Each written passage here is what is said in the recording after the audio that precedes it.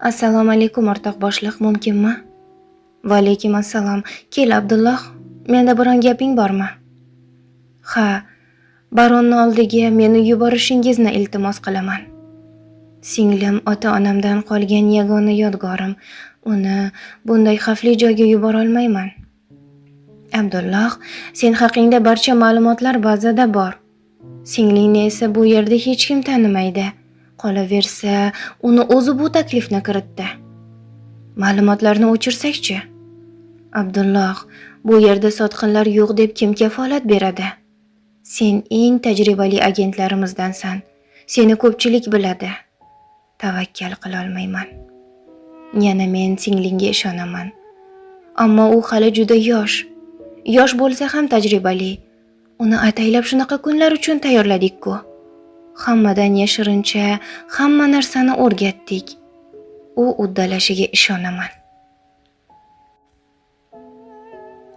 Abdulloh yana biroz boshlig'ini ko'ndirishga urindi. Ammo foydasi bo'lmadi. Abdulloh 28 yoshda, otasi maxfiy xizmat agenti bo'lgan. Bir topshiriqni uddalagach, katta ziyofatda ayoli va o'ziga suiqasd uyushtirilgan. Va suiqasd uyushtirganlar niyatiga yetishgan. Bu voqeaga ham 8 yil bo'ldi. Abdulloh o'sha paytda 20 yoshda edi. U shu sohada o'qirdi. Boshliq deganlari bilan o'sha paytdan buyon birga. Boshliq uni ustozi. Singlisi o'sha payt 13 yoshda bo'lgan. Abdulloh uni xavfsizligini o'ylab chet elga o'qish uchun jo'natgan. Singlisi 16 yoshida ingliz maktabini tamomlab o'z yurtiga qaytadi. Akasi ustozi bilan gaplashayotganda ota-onasini qotillari haqida tasodifan eshitib qoladi. O'shandan buyon qalbida tinchlik yo'q.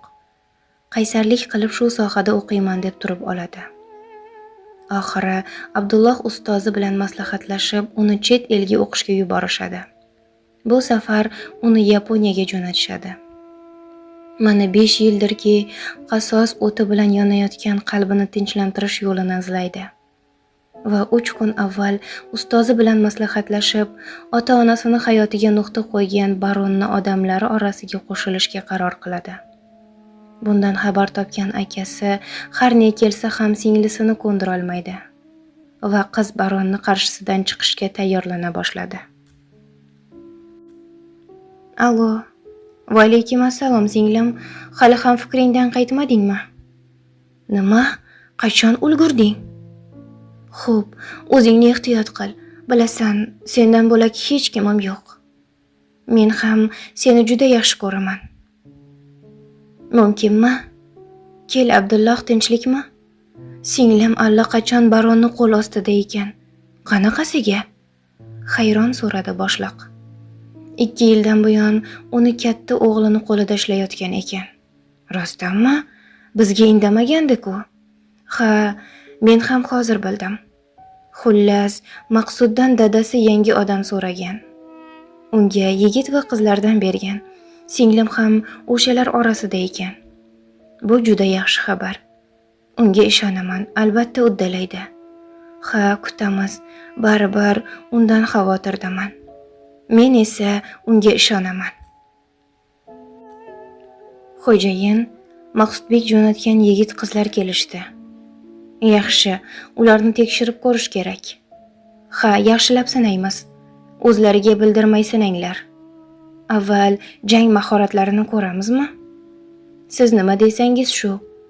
Yangi kompaniyaga 4 ta mahoratli qo'riqchi kerak. Faqat u yerda oddiy ishchi bo'lib turishadi. Payti kelganda xavfsizlik uchun. Xo'p bo'ladi. Marhamat deya baronga yo'l ko'rsatdi. Yangi kelganlarni oldiga kirishgach, baron o'zini tanishtirdi. Ismini eshitib ko'plar titrashga o'rganib qolgan baron qaddini tik tutib o'zidan faxrlanib turardi. Bilmasdiki, bular orasida bir juft ko'zlar unga nafrat bilan boqib turganini. 4 ta qiz, 6 ta yigit ancha vaqt bir-biri bilan kuch sinashdi. Oralaridan 4 tasini baron shaxsan o'zi tanlab oldi. 2 qiz, 2 yigit. Tanlanganlar, ismingiz va nima ish qilishingizni aytsangiz, sizlarga ish taqsimlab beramiz. Xo'p bo'ladi, deyishadi 4ligimiz. Unda bir boshdan boshlaymiz. Ismim Sobir. Hisobchilikka o'qiganman dedi. Ismim Bahora. Avval kotiba bo'lib ishlaganman. Maqsudbeyning qo'lida. Ismim Alisher. Kompyuter texnologiyasi bo'yicha mutaxassisman. Ismim Nazli. 4 ta tilda suhbatlasha olaman. To'rtlik o'zlarini tanishtirgach, yaxshi. Endi sizlarga ishingizni taqsimlab beramiz dedi baronning yordamchisi. Bahora kotiba, Nazli tarjimon, Alisher kameralar xavfsizlik tizimi, Sobir esa hisob-kitob bo'limida ish boshlashlarini aytishdi. Yaqinda ko'z bo'yamachilikka ochilgan yangi kompaniyasida ertadan ish boshlashlarini tayinlandi. Uy bilan ta'minlanishdi. Qolgan 6 ta yigit qizlarni boshqa joyga olib ketishdi. Nazli va Bahora Yaponiyada Maqsudning qo'lida 2 yildan buyon birga ishlardi. Ular yaqin edilar. Bitta uyda yashaydigan bo'lishdi. Nazla, "Ha, Bahora, eshitdingmi? Men soat 2:00 gacha ishlar ekanman. Shunga bugun joylashib bo'lgach yana bironta ish topmoqchiman." Bahora, "Bu nega kerak? Menimcha yaxshi maosh berishsa kerak." "Ha, lekin men bekor qolsam bo'lmaydi. Ko'proq pul topishim kerak." "Mayli, o'zing bilasan. Qanaqa ish topmoqchisan?" "Bilmadim, axtarib ko'raychi." Narsalarini joylashtirib bo'lgach, Bahora ish qidirib ketdi. Baroni kompaniyasi yaqinidagi kafeda ofitsiant bo'lib ishlaydigan bo'ldi. Ish vaqti 14:30 dan 22:00 gacha. Nazli esa Bahora ketgach, u yoq bu yoqni tozalagan bo'ldi-da, divanga o'tirib telefonni yoqdi. Galereyaga kirib, bir xushsurat yigitning rasmini qo'ydi. Yuzida mayin tabassum bilan yigitning yuzini silagan bo'ldi. "Men O'zbekistonga keldim. Ko'rishib qolarmikinmiz?" deya pichirlab qo'ydi. Yaponiya. Xo'jayin, nega eng yaxshi odamlarimizni dadangizga berib yubordingiz? Ular o'zlari xohladi. Bilasan, hammasi o'zbek. Vatanimizni sog'ingandir. Ha, ammo sizga ham kerak edi-ku ular. Men yaqinda O'zbekistonga boraman. Ular menga yordam berishadi. Dadamni bu yo'ldan qaytara olmayapman. Endi esa ukam Matlab ham dadamni izidan ketmoqchi. Uni qaytarishga harakat qilishim kerak. Maqsudbek otasi kabi noqonuniy ishlar qilmasdi. Halol biznes bilan shug'ullanardi. Ammo dadasi ba'zida holi joniga qo'ymagach, yaxshi shug'ullangan yigit qizlardan topib berardi. "Xo'jayin, oilangizni ham olib kelasizmi?" "Men ular yonimda bo'lishini xohlayman, ammo kelinoying hech ko'nika olmadi bu yerga. Ketaman deb turib oladi.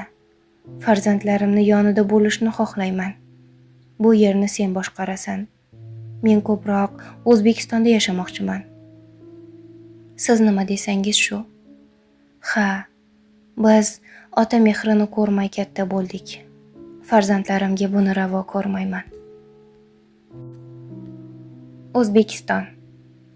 Abdulloh, singling bilan gaplashdingmi? "Ha, u baronning yangi kompaniyasida ish boshlar ekan ertadan." "Juda yaxshi. Demak, unga yaqin bo'lar ekanda." "Ha, deyarli. Kunda bitta joyda ishlashadi. Ehtiyot bo'lsin, o'zini sezdirib qo'ymasin. U bilan kamroq gaplash, iloji boricha ko'rishmaslikka harakat qil. Bu uning xavfsizligi uchun." "Xo'p bo'ladi. Yangi kompaniyasi bilan Yusuf hamkor bo'lib bitim imzolaydi yaqinda. Shu bilan 2 odamimiz unga yaqinlashgan bo'ladi." "Yaxshi. Boshliq, menga ruxsatmi?" "Ruxsat. Ishlaringni qilaver." "Xo'p bo'ladi." Erta tongda qizlar ishga yo'l olishdi. Yashayotgan uylari ishxonalardan uncha uzoq emasdi. Qizlar keldida o'z ishlari bilan band bo'lishdi. "Salom Nazla." "Salom Sobir, yaxshimisiz?" "Rahmat, charchamayapsizmi?" "Yo'q, endi ish boshladik-ku, charchashga yo'l bo'lsin." "Ha, taklifimni o'ylab ko'rdingizmi?" "Javobimni aytdim. Meni sevgi o'yinlariga bekorchi vaqtim yo'q. Oldimga qo'ygan muhim maqsadlarim bor. Ular yana biroz tortishgach, Nazli ketib qoldi. Sobir uni yoqtirardi. Ammo Nazli shunchaki do'st deb qaraydi unga.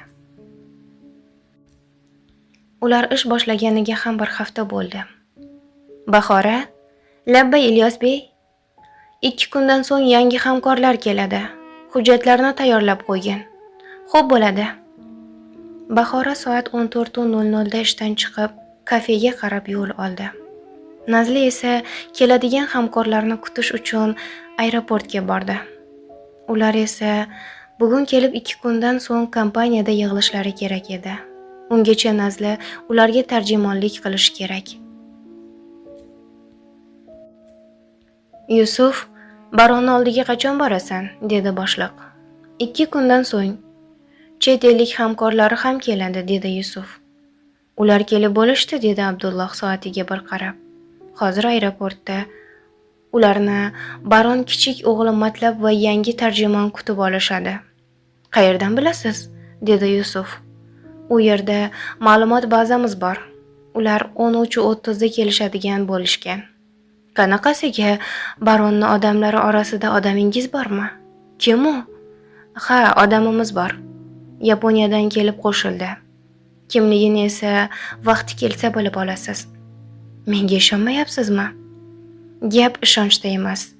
Siz u yerda ko'p bo'lasiz. Unga e'tibor qaratishingiz tabiiy hol. Sezib qolishlari mumkin. U men uchun juda qadrli inson.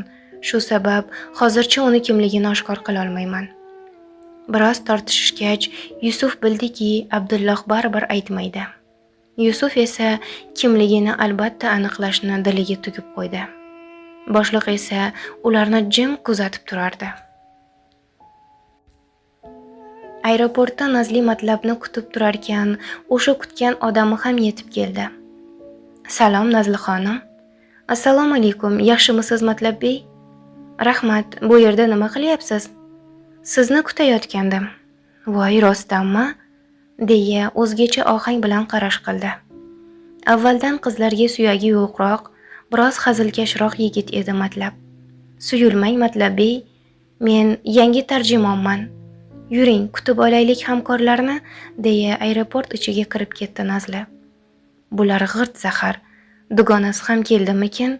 Bu ikkisini jahlini chiqarish juda yoqadi-da menga, deya past ovozda gapirib, Nazlini ortidan kirib ketdi. Ular mehmonlarni mehmonxonaga joylashtirib, xohlaganlariga biroz shaharni tanishtirishdi va ortilariga qaytishdi. Nazli, Bahora ham keldimi? Ha, keldi. U kotibi bo'lib ishlayapti, dedi Nazli.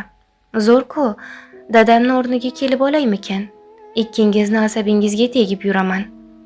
Ikkimizni qo'limizda o'lishni xohlamasangiz, marhamat, dedi-da boshqa gapirmadi. Bahora kafeda ishlarini qilib yurarkan, Bahora, 10-maxsus xonaga shularni olib kirib ber, dedi boshqa bir ofitsiant. Men ikkitasidan teng buyurtma olibman. Xo'p, mayli, deya patnisni olib 10-maxsus xonaga yo'l oldi. Xonaga kirib ko'rgan manzarasidan ko'zlari kattarib ketdi. U yerda Bahoradan bir 2 yosh chamasi kattaroq qizdan 28 dan oshganroq ko'rinadigan yigit bo'sa olayotgan ekan. Bahorani ko'rib bir-biridan uzoqlashdi.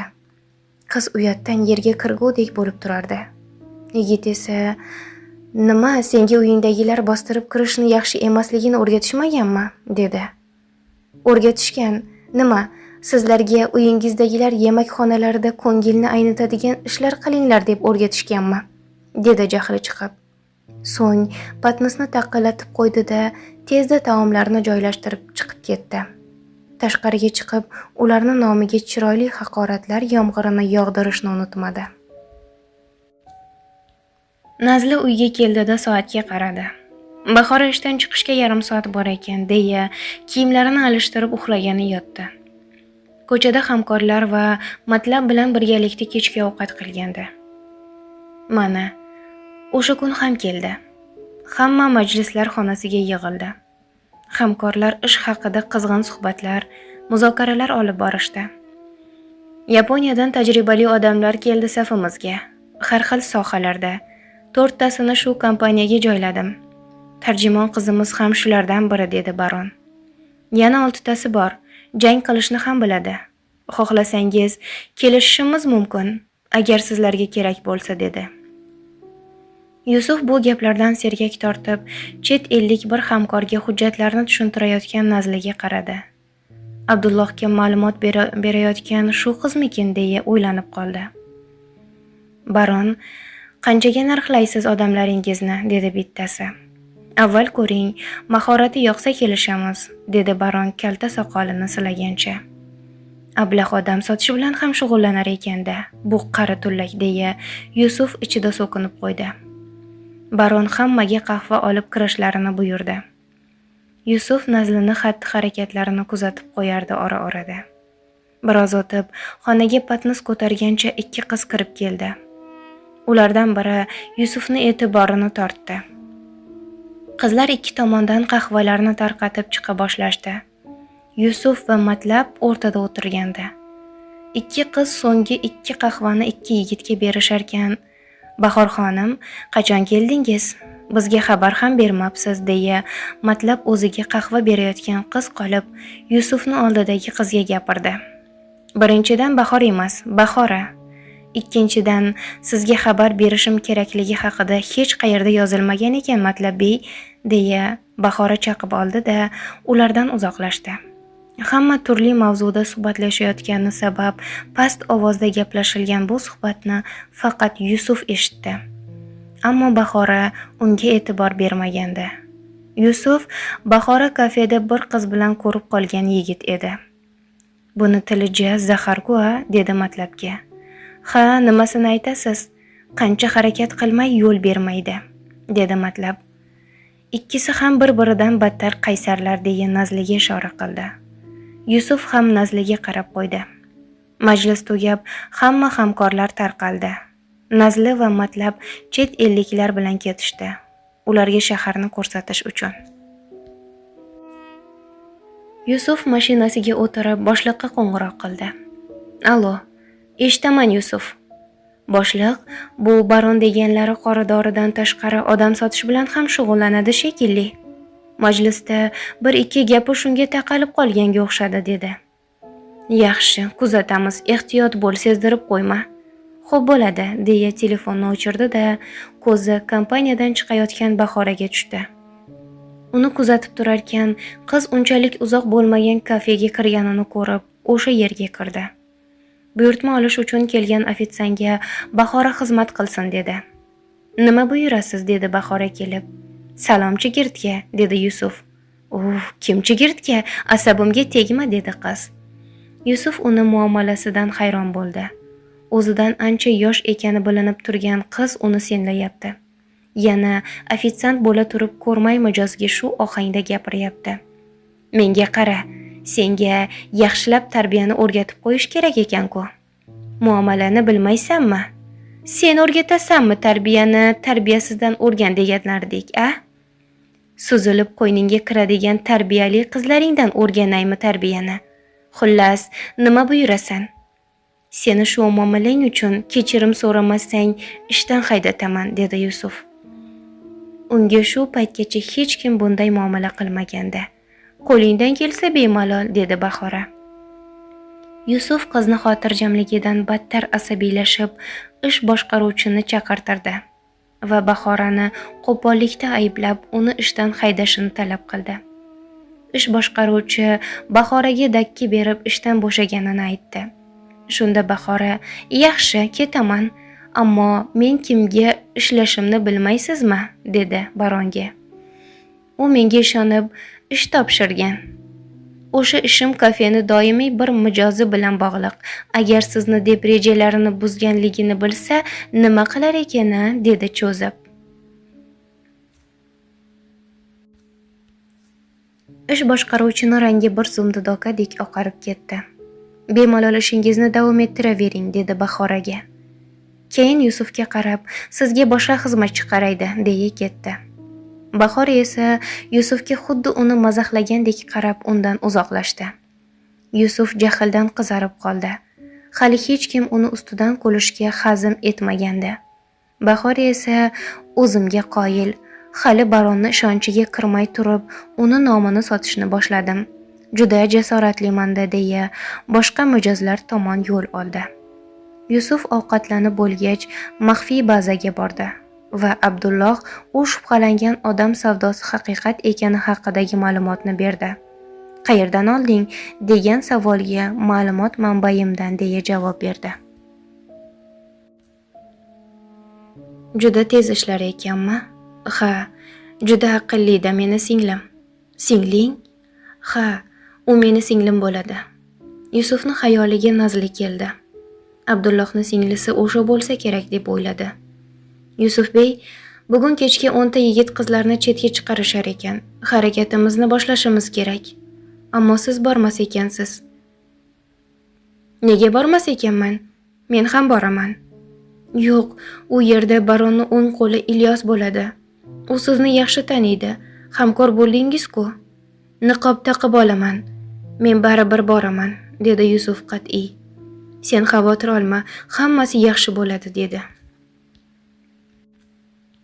Bahora, "Labbay Ilyosbey, tayyorlaninglar, bir joyga boramiz." "Xo'p bo'ladi."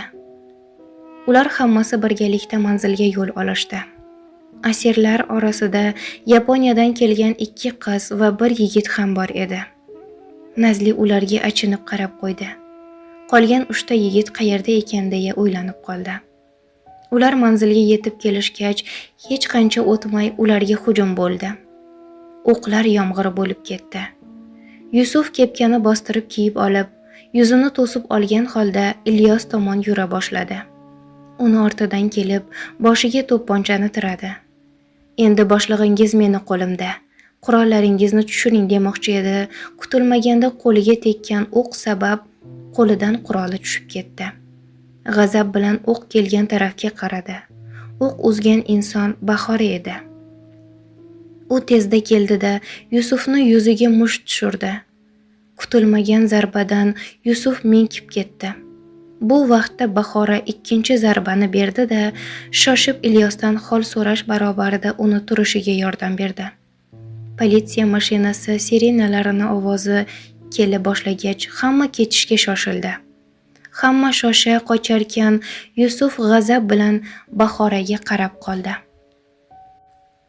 "Nazli, yaralandingmi?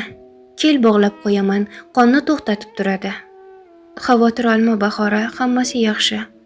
"Og'riyaptimi?" "Biroz, ammo hech narsa emas-ku." "Bahora, sen meni hayotimni saqlab qolganing uchun katta rahmat", dedi Ilyosbey. "Sendan qarzdorman", dedi. "Bu meni vazifam, janob", dedi Bahora ham. Ular manzilga yetib kelishgach, yaralanganlarga birinchi yordam ko'rsatildi. "Yusufbey, boyadan buyon asabiylashasiz. Shuncha odamni asrab qoldik-ku." "Ha, ammo baronning o'ng qo'li yonimda edi. O'sha qiz bo'lmaganda edi, uni allaqachon sayratayotgan bo'lardim", dedi asabiy. "Hali unga ham vaqt bo'ladi." "Ha, mayli, bir gap bo'lar. O'zingiz ham qoningiz kamaygandir. Bugun dam oling. Hamkorlaringiz shubhalanmasin yana", dedi Abdulloh. Ular xayrlashib uy-uylariga ketishdi.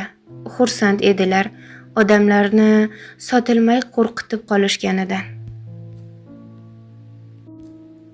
Baron esa g'azabda uyda tinmay baqirardi. Ishchilarni e'tiborsizlikda ayblardi va sotqin bor deya shubhalandi. Hamma shu oldi sotdida qatnashgan qo'l ostidagilarni kuzatishni rejalashtirdi. "Ilyos, labbay baron, odamlarimizni tekshirishimiz kerak. Oramizda sotqin bor. Yangi kelganlarni ham tekshir. Hech kim qolmasin." "Xo'p bo'ladi. 2 kun hammani kuzat, keyin menga ma'lumot berasan." "Tushundim." "Abdulloh, nimadir yangilik bormi?" "Ha, baron menimcha odamlarini tekshirib ko'rmoqchi." "Shunaqa deb o'ylaysanmi?" "Ha, shuncha zarar ko'rdi. Biz qutqarib qolgan odamlar uchun pulini olib bo'lgan ekan. Qaytarib bergisi keladimi shuncha pulni?" "To'g'ri gaping. Unga ehtiyot bo'lishini aytdingmi?" "Ha, aytdim." "Yaxshi, iloji boricha kamroq aloqa qilinglar." "Xo'p bo'ladi." Nazla, ishga bormaysanmi endi? Ha, qo'lim bo'lganda ham mayli edi. Ammo bu oyoq bilan qiynalaman. Mayli, men ketdim. Yaxshi borib kel. Bahora ishga ketdi. Nazli esa uyda yolg'iz qoldi. Yana telefonini olib, o'zi uchun qadrli insonni rasmiga qarab xayol surib o'tirdi. Qani edi, sizni kunda ko'rishga imkonim bo'lsa, deya pichirlab qo'ydi. Bahora esa doimgidek kompaniyadagi ishlarni qildi. So'ngra ikkinchi ishi kafega yo'l oldi. Baronning ofisi bilan kafe ko'chani ikki yuzida edi. Baronning o'ng qo'li Ilyos deyarli kunda shu kafega kirib turardi. Mana hozir ham shu yerda. Uni oldiga Bahora keldi. Xush kelibsiz. Nima buyurasiz? O'tir. Sen bilan qahva ichmoqchiman. Uzr, lekin ish vaqtida menga o'tirish mumkin emas. O'zim tushuntiraman, deya qarshisidagi stolga ishora qildi. Bahora noiloj o'tirdi. Ilyos boshqa ofitsiantga ikkita qahva olib kelishini buyurdi. Ular birga o'tirishganda Yusuf o'sha kungi qiz bilan kirib keldi. Bahoralar o'tirgan stolga yaqinroq stolga o'tirishdi. Ilyos bilan Yusuf bir-birini ko'rib salomlashib, yana hamrohlari yoniga o'tirishdi. Yusuf Bahorani ko'rib biroz jahli chiqdi-yu, yana o'zini bosdi. Bahora, sendan bir-ikki narsa so'rashim kerak. Noto'g'ri tushunmaysan deb umid qilaman, dedi Ilyos. Oraliq yaqin bo'lgani uchun Yusuf ham ularni gapini eshitib turardi. Bemalol so'rayvering. Odamlarni kuzatishni buyurdi. Jarohat olganiga qaramay, Nazlidan ham shubhalanyapti.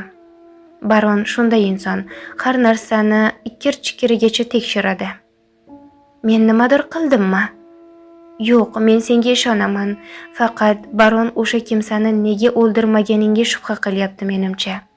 Ilyos bey, agar u sizni mo'ljallab turmaganida aniq boshqa joyiga otgan bo'lardim. Qurolidan qutulish maqsadida yo'liga otlandim. Yana o'q uzmoqchi edim, ammo o'q qolmagan ekan. Shu sabab ikkinchi o'qni uzolmadim, dedi Bahora xotirjam. Rahmat, men senga ishonaman. Yaxshi qol, deya kassaga qahva pulini to'lab chiqib ketdi. Ularning suhbatini eshitib turgan Yusuf esa Bahoraga nafrat bilan qarab qo'ydi. Shuncha gapirdim, eshitmadingizmi? Deb arazlab oldi uni yonidagi qiz. Sababi Yusuf uni bitta ham gapini eshitmay, Bahoralarning suhbatini tinglab o'tirgandi. Zebo, men hozir kelaman. Sen asabimga tegmay tur. Hozir kayfiyatim yaxshi emas, deya jiddiy gapirdi-da, o'rnidan turib qayoqqadir ketdi. Ilyos bey, hamma aytgan odamlaringizni kuzatyapman. Yaxshi, qancha ma'lumot bo'lsa to'planglar, baronga beramiz. Xo'p bo'ladi. Ha, Bahorani kuzatish shart emas. Uni o'zim kuzatyapman.